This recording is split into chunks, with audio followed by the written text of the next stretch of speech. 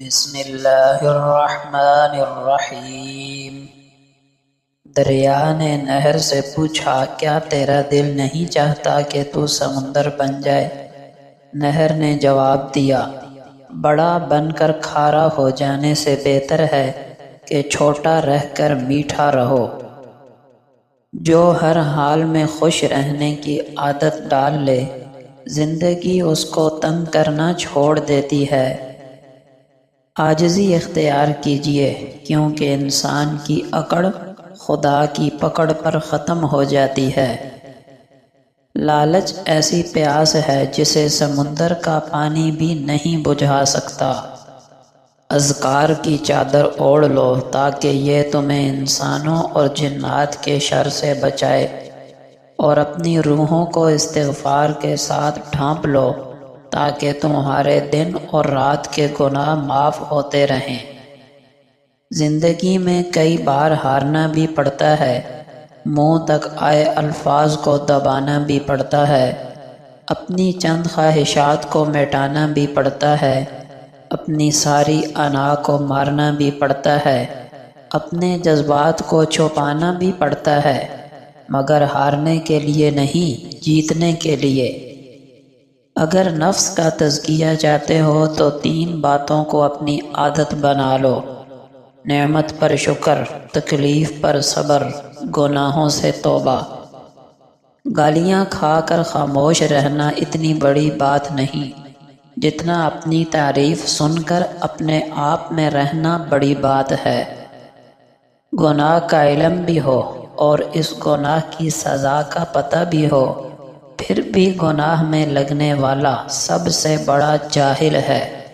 یقین کیجیے، آپ کا رونا، آپ کی پریشانی، آپ کے دکھ اور غم زدہ ہونے کا اثر صرف آپ کی صحت پر پڑتا ہے، کسی دوسرے شخص پر نہیں۔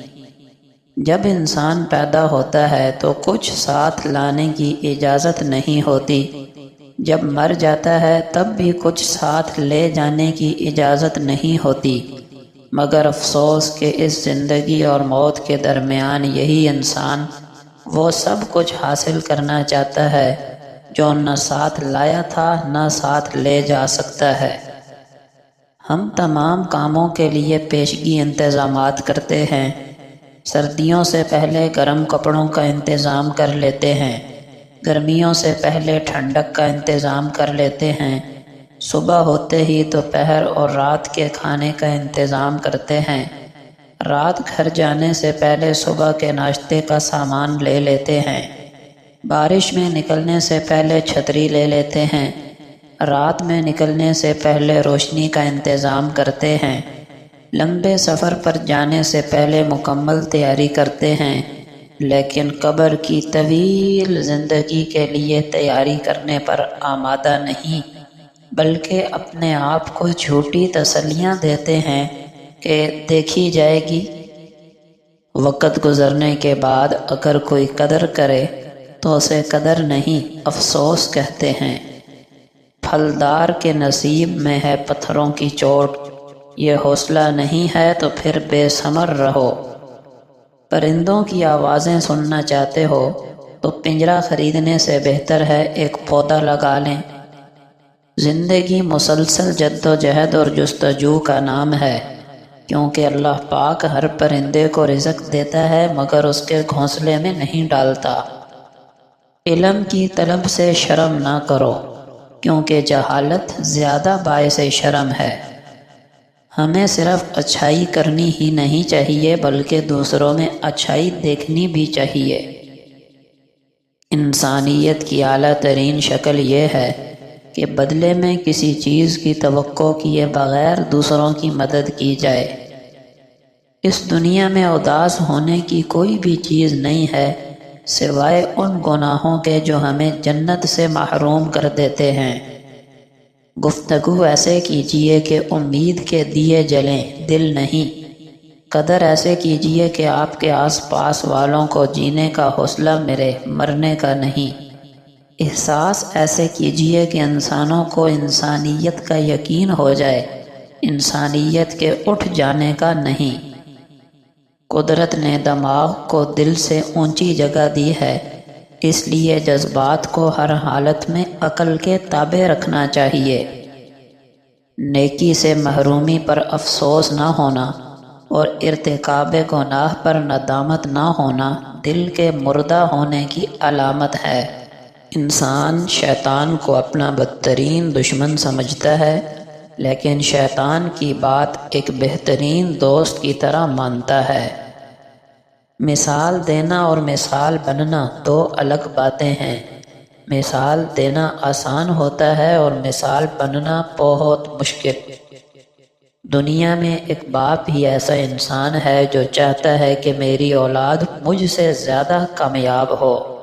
رسول اللہ صلی اللہ علیہ وسلم کا فرمان ہے، مسلمان تو وہی ہے جس کی زبان اور ہاتھ سے مسلمان بچے رہیں، یعنی کوئی تکلیف نہ پائیں، اور مہاجر وہ ہے جو ان کاموں کو چھوڑ دے جن سے اللہ نے منع فرما دیا۔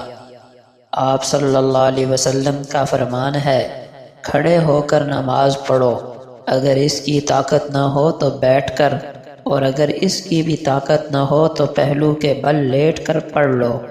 آپ صلی اللہ علیہ وسلم نے فرمایا، میں اس شخص کے لیے جنت کے اندر ایک گھر کا ضامن ہوں جو لڑائی جھگڑا ترک کر دے اگرچہ وہ حق پر ہو، اور جنت کے بیچوں بیچ ایک گھر کا اس شخص کے لیے جو جھوٹ بولنا چھوڑ دے اگرچہ وہ ہنسی مذاق میں ہی ہو، اور جنت کی بلندی میں ایک گھر کا اس شخص کے لیے جو خوش اخلاق ہو۔ نبی اکرم صلی اللہ علیہ وسلم کا فرمان ہے، مجھے دوزخ دکھلائی گئی تو اس میں زیادہ تر عورتیں تھیں جو کفر کرتی ہیں۔ کہا گیا، یا رسول اللہ، کیا وہ اللہ کے ساتھ کفر کرتی ہیں؟ آپ صلی اللہ علیہ وسلم نے فرمایا، خاوند کی ناشکری کرتی ہیں اور احسان کی ناشکری کرتی ہیں۔ اگر تم عمر بھر ان میں سے کسی کے ساتھ احسان کرتے رہو، پھر تمہاری طرف سے کبھی کوئی ان کے خیال میں ناگواری کی بات ہو جائے تو فوراً کہہ اٹھے گی کہ میں نے کبھی بھی تجھ سے کوئی بھلائی نہیں دیکھی۔ نبی اکرم صلی اللہ علیہ وسلم نے فرمایا، اگر کسی شخص کے دروازے پر نہر جاری ہو اور وہ روزانہ اس میں 5 دفعہ غسل کرے، تمہارا کیا گمان ہے، کیا اس کے بدن پر کچھ بھی میل باقی رہ سکتا ہے؟ صحابہ نے عرض کی کہ نہیں یا رسول اللہ، ہرگز نہیں۔ آپ نے فرمایا، یہی حال 5 وقت کی نمازوں کا ہے، اللہ پاک ان کے ذریعے گناہوں کو مٹا دیتا ہے۔ نبی اکرم صلی اللہ علیہ وسلم کا فرمان ہے، رب تعالی روزانہ رات کو آسمان دنیا پر نزول فرماتے ہیں جیسا ان کی شان کے لائق ہے، اور جس وقت رات کا 1/3 حصہ باقی رہ جاتا ہے تو اس وقت فرماتے ہیں، کون ہے جو مجھ سے دعا کرے تو میں اس کی دعا قبول کروں، کون ہے جو مجھ سے مانگے تو میں اسے عطا کروں، کون ہے جو مجھ سے مغفرت طلب کرے تو میں اسے مغفرت سے نواز دوں۔ نبی اکرم صلی اللہ علیہ وسلم نے فرمایا، جو شخص رات کو سونے کے لیے بستر پر آئے اور اس کا ارادہ ہو کہ رات کو اٹھ کر تہجد پڑھوں گا، لیکن اس پر نیند ایسی غالب آئے کہ صبح ہی آنکھ کھلے، تو اس کے لیے تہجد کا ثواب لکھ دیا جاتا ہے، اور اس کے لیے نیند اس کے رب کی طرف سے انعام ہوتا ہے۔